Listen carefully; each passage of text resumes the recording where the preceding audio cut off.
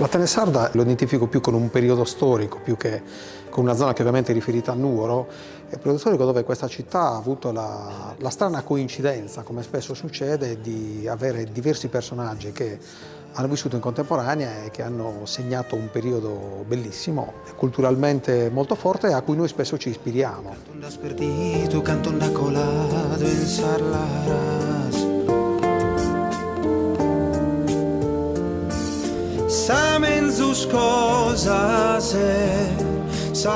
Nuoro è la città di Cresta d'Aledda, il premio Nobel, e a me la cosa che ha sempre stupito e lasciato meravigliato è che sia stata una figura che ha cambiato la storia di questa città. Pensate che nel 1899, con il conflitto di Morgogliai, vengono ammazzate dalle forze dell'ordine dei grandissimi latitanti. Nuoro era in preda dei latitanti. Cresta d'Aledda ha completamente cambiato le sorti di questa città, che oggi è per fortuna ricordata come la Tenesarda e come la città di questo premio Nobel, di questo grandissimo personaggio.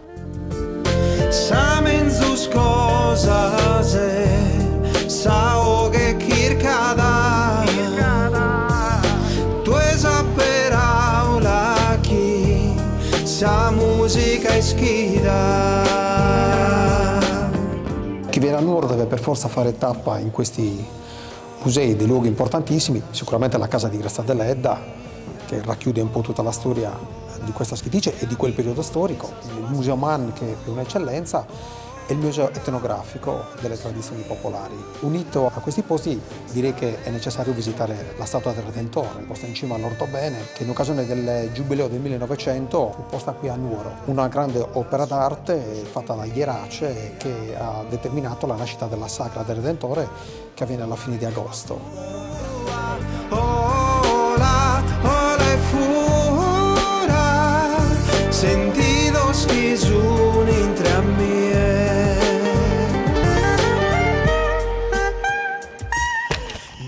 Un momento di pace, di unione tra tutti i popoli della Sardegna che si ritrovano in questa grande sfilata e nel momento religioso del 29 agosto, che interpreta un po' l'unione e anche il nuovo modo di vivere in pace e in serenità della Barbagia.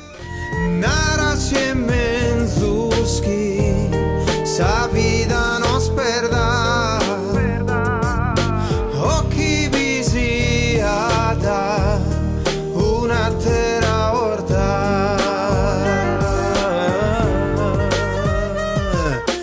Ola, ola, sopra questa nube mia, ola, le amimbolo in sa sala.